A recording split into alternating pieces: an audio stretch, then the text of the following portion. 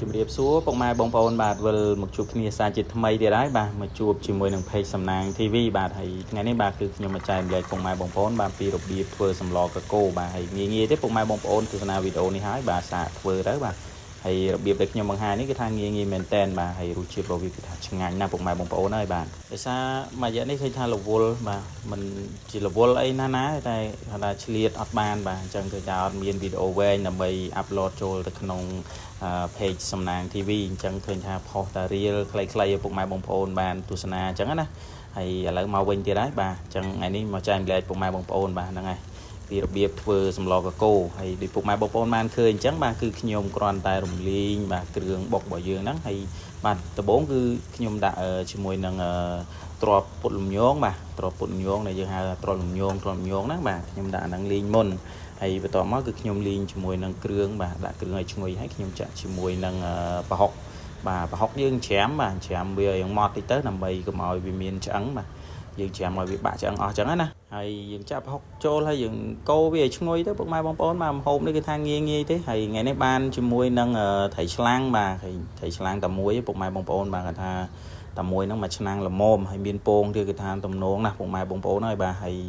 ភាគច្រើនឮតែគេនិយាយដែរណាខ្ញុំមិនសូវជាច្បាស់ដែរឮតែគេថាកកូរត្រីឆ្លាំងឆ្ងាញ់អញ្ចឹងណាអញ្ចឹងថ្ងៃនេះខ្ញុំមកសាកធ្វើមើលបាទហើយរសជាតិរបស់វាឆ្ងាញ់មែនពុកម៉ែបងប្អូនបាទហើយខ្ញុំដាក់ត្រីចូលហ្នឹងបាទគឺខ្ញុំដាក់ដើម្បីឲ្យវាឈ្ងុយហើយណាមួយឲ្យវាកាត់ឆ្អាបបាទបានល្អផងអញ្ចឹងគឺខ្ញុំកូរគ្រឿងឲ្យឈ្ងុយហើយគឺខ្ញុំចាក់ត្រីចូលបាទហើយខ្ញុំ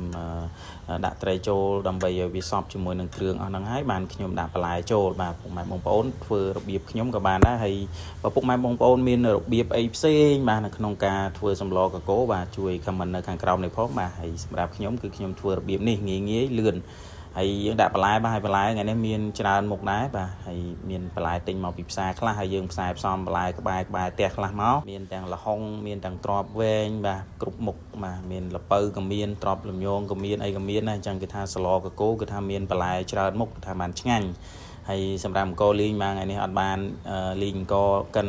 ឬក៏ក្លុកខ្លួនឯងទេបាទទិញពីផ្សារមកស្រាប់អញ្ចឹងឃើញថាវាអត់សូវឈ្ងុយប្រហែលទេ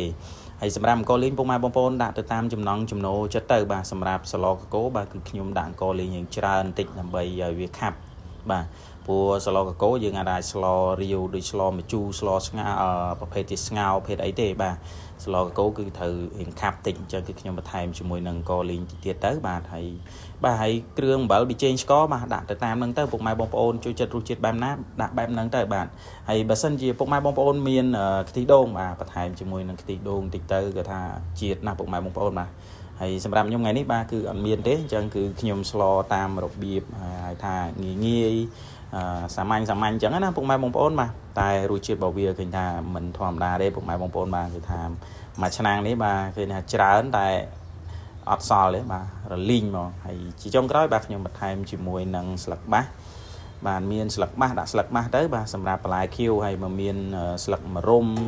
បាទអាហ្នឹងរឹតតែល្អទៀតតែខ្ញុំអត់មានបាទហើយបើពុកម៉ែបងប្អូនចូលចិត្ត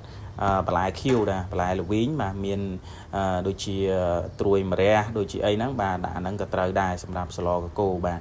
ហើយសម្រាប់ខ្ញុំបាទមានតែប៉ុណ្្នឹងទេបន្លែខៀវបាទអញ្ចឹងគឺរួចរាល់ហើយសម្រាប់សម្លកកូរមួយមុខនេះហ្នឹងហើយវីដេអូថ្ងៃនេះគឺមានតែប៉ុណ្្នឹងទេបាទហ្នឹងហើយពុកម៉ែបងប្អូនមើលវីដេអូនេះហើយបាទជួយ share ចែកម្លែកមួយផងបាទដោយសារមួយយ៉ាងនេះខានចេញវីដេអូចែកម្លែកពុកម៉ែបងប្អូនបាទហ្នឹងឥឡូវទំនេរឥឡូវចាប់ដើមកាត់វីដេអូចាស់វីដេអូដែលបានថតទុកហ្នឹងបាទចាប់ដើមកាត់ដើម្បីផុសនៅក្នុងpage ទៀតហើយពុកម៉ែបងប្អូនបាទចាំជួយ like ជួយ share